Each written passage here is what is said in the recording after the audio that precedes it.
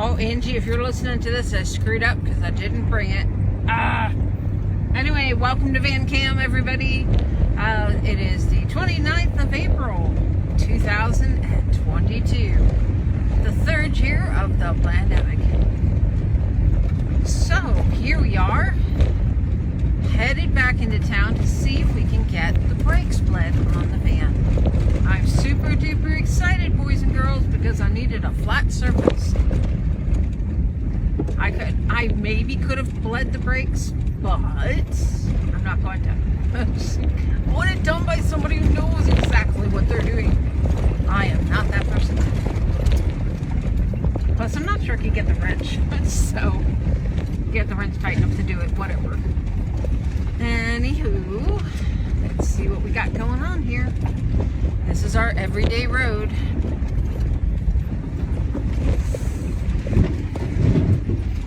Now, mind you, the van is way up off the ground and I just bottomed out. Isn't that fantastic? The road department should be so proud of itself. I know I'm proud of them. Or them. Or the one person that is doing something. You know, I found a post because, like, Facebook went mad the other day and decided to post all the old posts from, like, I don't know, like, years and years and years ago, like 2012 or something. I don't know what their dealio is. But anyway, one of them I accidentally clicked on because I didn't read it, like, date-wise. I just read it and I was aggravated with the road. And I'm like, 16 years ago, when the road was still nice. I mean, look at this. This is just terrible. 16 years ago when the road was nice and people cared. And since then, it's just not been very good. So, there you have it. So far, the brakes are acting responsibly. That's good. I'm always glad when that happens. Oh my goodness, great big globs of stuff in the road. I always carry a shovel though, so it's okay. So if I have to dig something and fill something in to get by, I can. I just don't want to. That's right.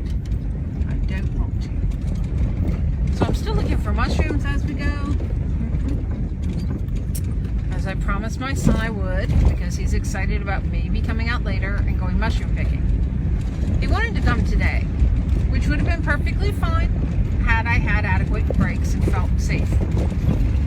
But it's one thing to risk my life, I own it. It's something else to risk somebody else's. And much like Mr. Willis taught me, everything's prepared in case of my demise. Not that I'm rushing it, I just like to be prepared. So what is in the magical world? So other than doing this, I did contact AT&T about this, guys. I swear I did. They told me that there was nothing wrong. Nobody else complained. Some broken Filipino. I don't speak Filipino, so I really don't know exactly what they said. It sounded a lot like, you're screwed, you've already paid us, get the hell over it. That's what I heard. So, anyhow, let's see.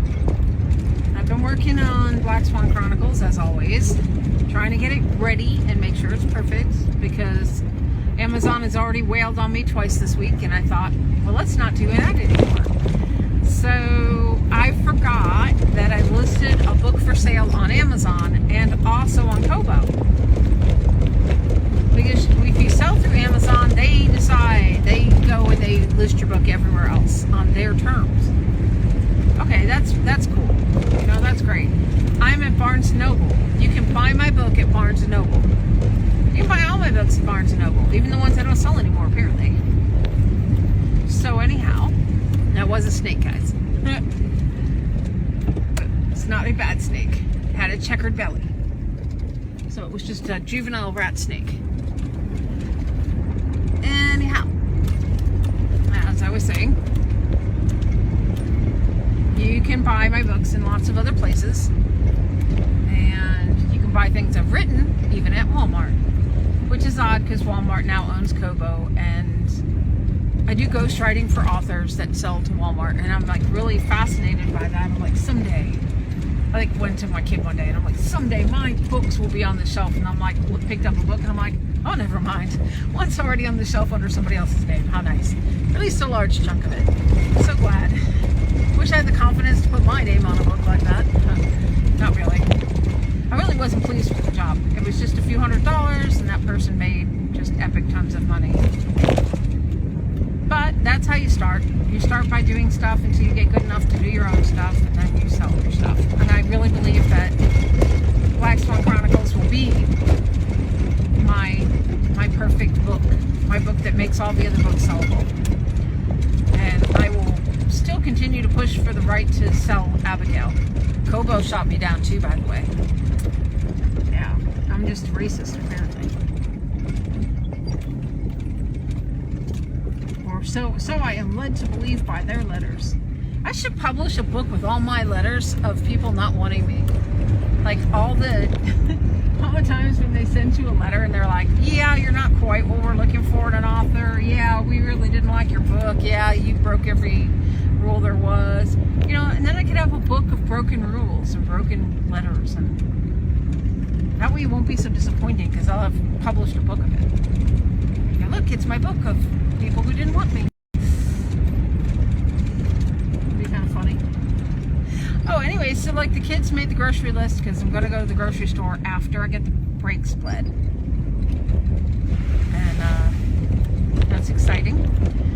And they're like, we want apples and bananas and oranges. I'm like, I'm going to Salem. They have like one apple, and they have a guy holding it in the center of the store, taking bids as you're standing there. And you hear the auctioneer go, bid. I hate it when it blacks out, but yeah.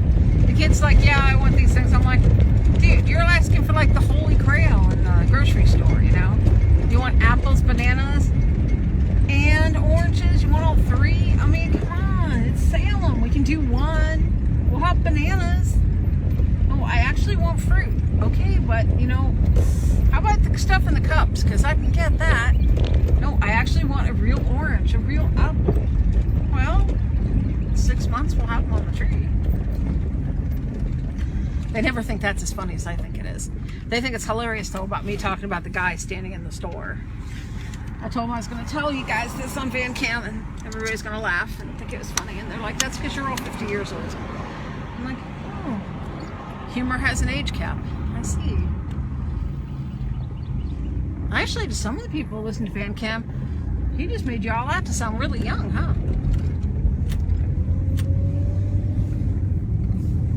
50-year-olds listen to that. Okay. Who cares? I'm grateful that we do have groceries, and, you know, at least we don't have Harp's problems. Harp's grocery store has a lot of problems. As for many of you, you know that I'm like a practitioner of Kabbalah and Judaism, and yeah. So, like, Harp sent me an email yesterday telling me about all the great things that they've got. Grand opening of the store, all the great food that they're carrying. And they have picked a selection of foods that I have either purchased or they think I will purchase in the near future. And the first one is pork butts. Kid you not. Their solution was that I will be purchasing pork butts. No, that is incorrect. That is not good. That was not a good thing. So I was definitely shocked about that. I tried to contact them, but you can't contact them because they've declared our store dead. So, like, they closed the one store and they took out the programming from their computer for the one store, but it took out from both stores in there. So, even though they're having a grand opening, you can't check on anything or ask any questions because they're a dead store.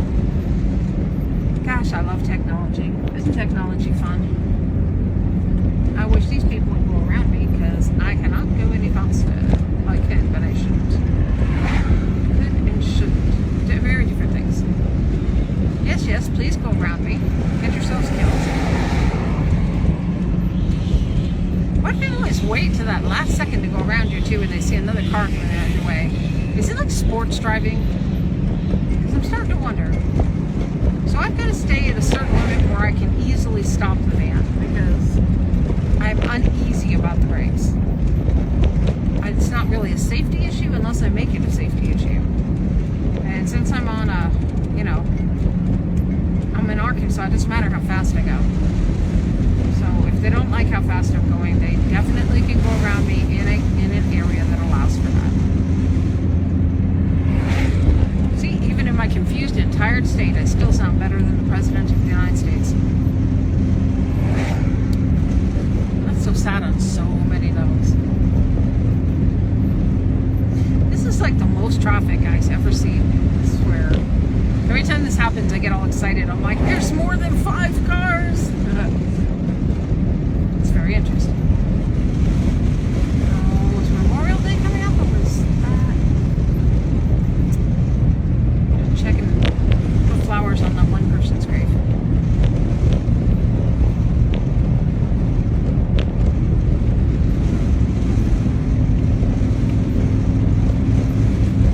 I adopted a dead human years ago from a grave that was no longer taken care of by anybody, and that became my dead human.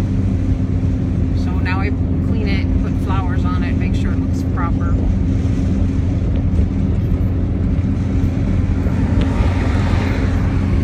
I was just jealous of all the other people who had graves to put stuff on.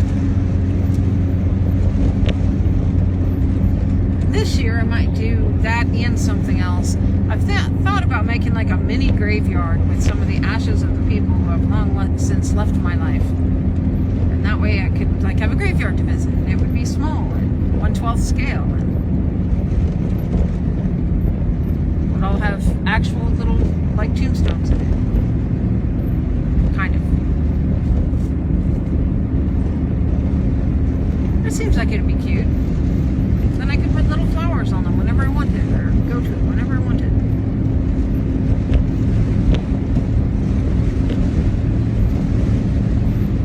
So, not much else going on. I've got submissions I'm supposed to submit. I guess I will. The one company seems really hot and heavy to have me hang out with them. I've applied for a couple of voiceover jobs. And I guess I'm going to throw the money on the table for the other company that says it'll find you voiceover jobs. I'll like do 1 month and see. And I've got updates to do on other stuff. Now in the summertime I don't have as much time to do these things, so it kind of sucks. I'm so busy I can hardly think ahead for the next day. As we get the gardens planted, that's just a whole new layer of responsibility. And we have puppies looking for homes very soon, like in a week, 2 weeks, somewhere in there.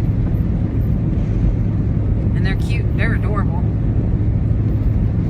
We separated them from mom today. I want to make sure they're eating good, and I want to give them their first round of shots before they leave. People always ask me, why do you give shots to a dog you're going to give away? And I go, because sometimes it's the only round of shots they ever get. So I give them their first round of shots and their first rabies shot, and that way my conscience is clear. So every puppy that I give away potentially costs me $20. And the one mama dog is going to the vet. I'm making the appointment as soon as I have the brake situation. Like the first 2 weeks after the brakes are fixed, there's going to be a very busy time in my life. I've had to cancel numerous doctor's appointments because I can't get up the hill and then down the hill safely. But down the hill's the worst part. I really don't want to take out anybody else's vehicles or their lives or anything because, it's not the right thing to do. And you know what? If you're a repair center and you don't do your job properly, that is what you are doing. You are taking people's lives. You should be declared a murderer. Just saying, anybody in Salem shops who can hear this, you're probably on that list. Salem proper. Yes, definitely. Definitely. Especially people who comment to me that I said that they were part swappers and I didn't. That would be a step up for most of them, because if you're so picky that you won't help somebody when they're in need and they've got a kid with them, yeah, you kind of deserve what you got. Part swappers are good people. The guy who put this part on for me, That's what he did. He swapped out a part. He had no idea what, never seen the part before. He just did it because I asked him to do it. Imagine that. I asked somebody to do something, paid them, and they did their job. I can't believe how fabulous that concept is. Everyone should have that same kind of thing going on there. So let's see, what else? What else is going on with the farm? I'm looking for a mini cow. Teeny cow. Teeny cow or a big buffalo. Either one will do. Oh yeah, once I get the brakes done, I get to go pick up grain. And for any of you who don't know, grain was like $13 a bag the last time I picked up in Salem. Yeah. But hopefully if all goes well today, I'll be able to go to other places to get my grain a little cheaper. Little cheaper. Even with the gas money, I think it'd still be a little cheaper. But gas is pretty expensive. I'm going to put gas in her today. That's going to be painful. I'm going to try the other gas station that I don't use because it hasn't rained in a day or two, and I'm hoping, beyond hope, that I can get gas that doesn't have water in it. I might just drop a can of Seafoam in just in case. Because the last time the Cadillac drove was when it got water in it from the gas station in town. And the pumps don't like older vehicles. I don't know why. Any of my car friends out there, please explain to me why the gas pumps do not like my older vehicle and how to remedy the problem. Is there a different alternative way of pumping? Is there an adapter that I can use that will make the pump work? Because doing this click, click, click, click, click, click, click, click, click, click, click, click thing is about to make me lose my mind. I'm just saying. But that's about everything in my world anyway. Canning food already. I got the dehydrator, getting ready to set it up. I didn't want to set it up when it was raining outside. It seemed kind of pointless. Humidity level was so high, nothing was going to get dry. Today would have been a good day, and I had things to dry like green peppers and other stuff. And you can dry most vegetables. Most vegetables you can dry. And like some of them you have to parboil. I always forget to tell people that. Like, in fact, I'm thinking about parboiling my sweet potatoes this time. Definitely parboiling white potatoes of any kind, red, you know what I mean? Any potatoes, parboil them first.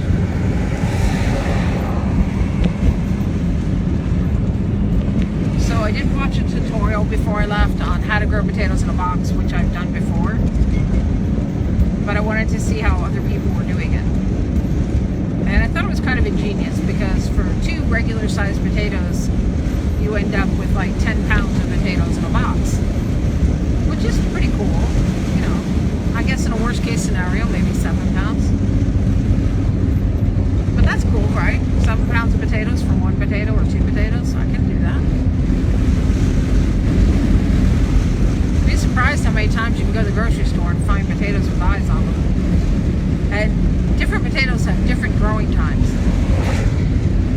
So if you don't care, even if to get seed potatoes, like small potatoes, like for stews and stuff, then you can really plant any time, and you can actually grow potatoes in your house all year round. So it's all up to you and how many potatoes you want and how you want to grow them.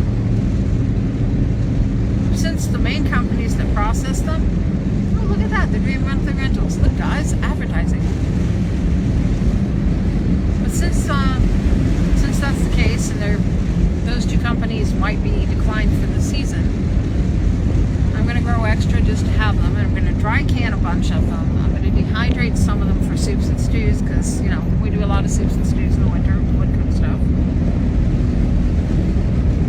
And then I'm going to do French fries, several cases of French fries. Yes. I like French fries. My sister got me a, what is that stupid thing you bought? It's not a fry, it's an air fryer, that's it. An air fryer makes great French fries. It's like, they're guilt-free French fries. You can eat them and you have no guilt.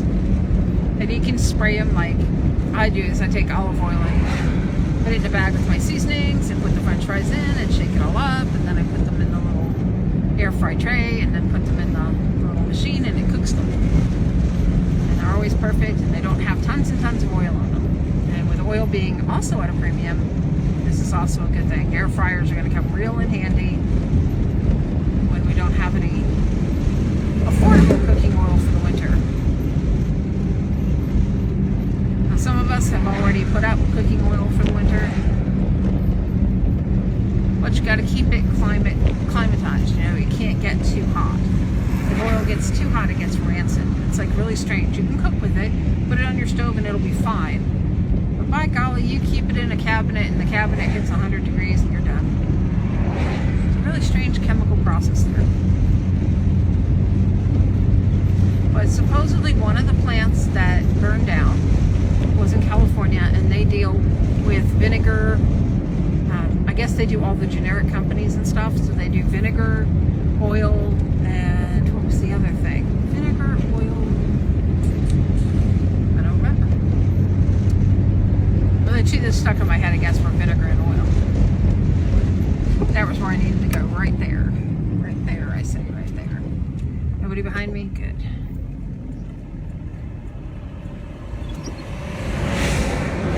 Yeah, so far the band's been pretty decent this whole trip today. Pretty sure it isn't going to continue. Okay, take care.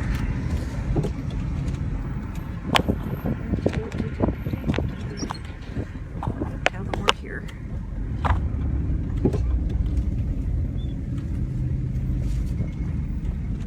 Aww. It's a baby cow. Alright guys, I'll get back with you after I find out what's going on.